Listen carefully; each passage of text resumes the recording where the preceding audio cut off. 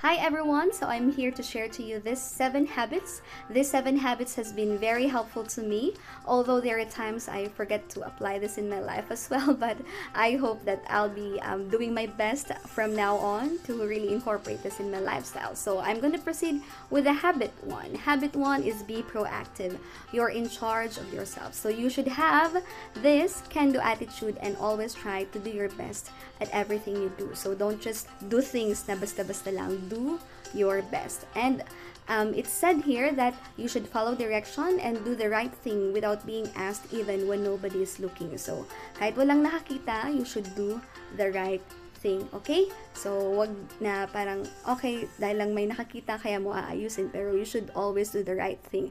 No cheating like that or anything related to that. And third, you should choose your actions, attitudes, and moods and don't blame others for the wrongdoing that you did. So if you have done something wrong, you should admit it and try to do yung right thing the next time. Okay? So please please think always that you're in charge of yourself. And habit number 2, begin with the end in mind.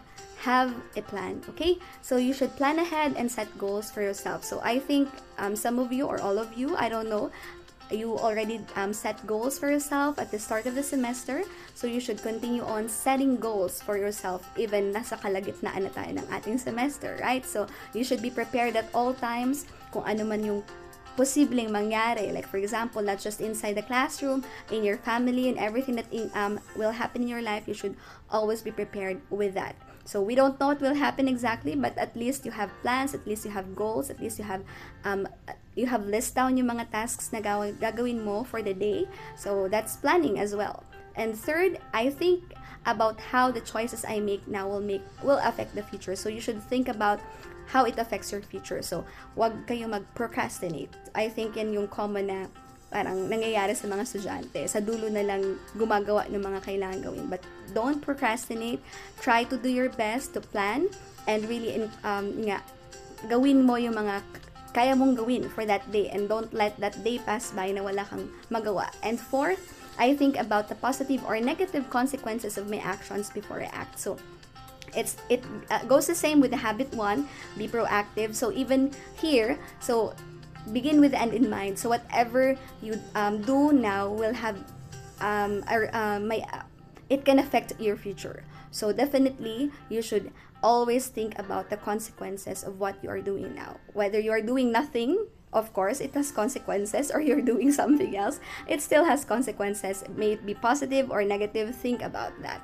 So you should plan. And habit number 3, put first things first. Exactly. So this is also a reminder to myself, work first then play. Minsan kasi nauuna yung social media, right? So playing or whatever things that we want to do rather than need to do, nauuna pa rin yung want rather than need. Same goes with the finances, right? So minsan nauuna yung want rather than yung need. So it also should be the same with our time management. Mauuna dapat yung need natin before yung want natin. So we need to accomplish yung mga tasks sa ating klase like that. Then you can play after that.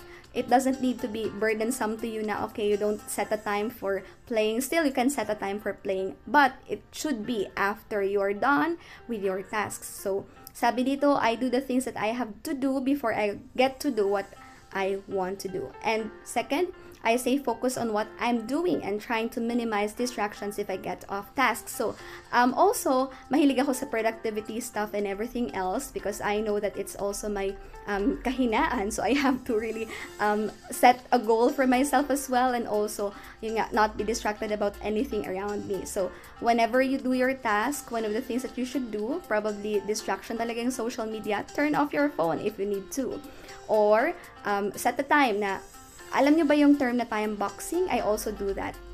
So, set a time, kunwari, gantong oras hanggang gantong oras, ganun lang yung gagawin nyo. And then, yung susunod na oras, ganito na naman yung gagawin nyo. So, it's really helpful. And pwede din naman, if napapansin nyo you're distracted as always in social media, remind yourself from time to time na, okay, I already have rendered a lot of time browsing through social media and it has affected me in a not so positive way, so in a negative way. So I should really turn that off and continue on with the tasks that I have to do. And third, I spend my time on the things that are the most important. Diba? So, pag nauna nyo na yung importanteng bagay, you are not anymore burdened, you are not anymore anxious or worried about things that you have to do kasi nauna nyo na siyang ginawa. So, even when you play or when you, yun nga, take a rest, hindi na siya yung parang bombarded ka with a lot of things that you're thinking kasi you already did what you have to do. And fourth, think win-win. So, everyone can win. So, this encompasses not just during sa class mo, diba? So, this encompasses yung life itself. So, dapat, sabi dito, you be a problem solver. When an issue comes up with another person, wag yung parang puro problema, ganyan-ganyan, so wala nang solusyon. Be a problem solver. And second, I think about what other people want and not just what I want. So, diba? So, tayo ay hindi mabubuhay if we would just think about ourselves. Think of others as well. So, think about what they want. And third, I am kind to others and try to think of ways to make everyone happy. See? So, iba talaga kapag you make somebody else happy, hindi lang yung sarili mo. Diba? So, it's more beneficial. It's better to give than to receive. Remember that. And number 5, seek first to understand, then to be understood. Listen before you talk. So, minsan, it talaga yung nagkukos ng arguments kasi salita lang salita. We don't consider what the other party is trying to say, and whenever they say, we are just excited to say things, or what I mean is, whenever they talk about something, we just want them to end it immediately so that we can share what we want to share. But don't do that. That's not good. So listen before you talk. And sabi dito, ito yung mga when you're seeking first to understand then to be understood, ito yung attitude. I listen to others without interrupting. I raise my hand when I want to speak and wait patiently to be called on. I don't blurt out. I try to understand other people's views and feelings, even if they are different from my own. So, you cannot learn kapag puro lang sarili mo ang iniisip mo, ikaw yung tama or something like that. You should also try to understand others. So, get their perspective. You will learn a lot from them. Sabihin man natin na mas bata pa sila sa inyo.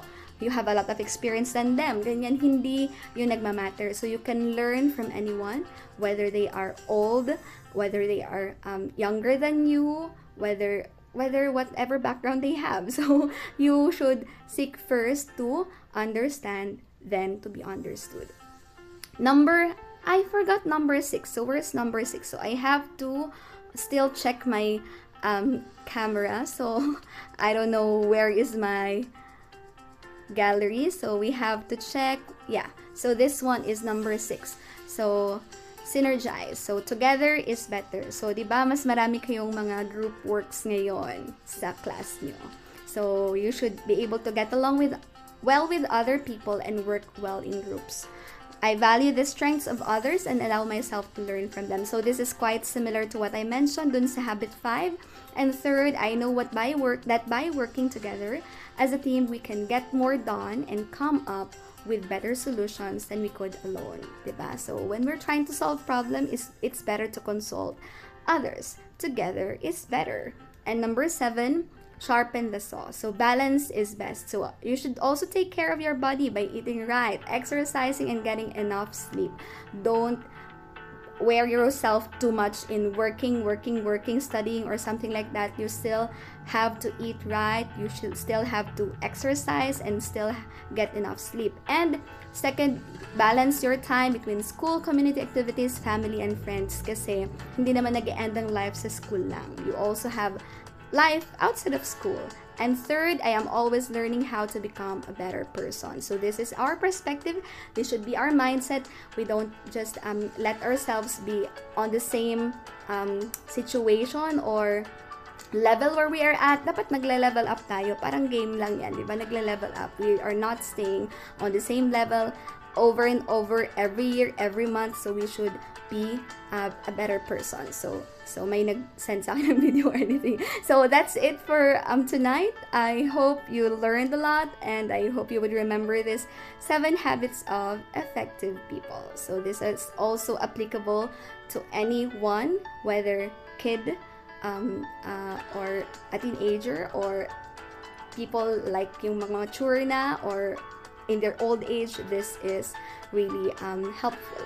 So if you have questions about this, or if you would want to know more, you can just send me a message, or yeah, just hit me up in Messenger. Thank you so much for listening.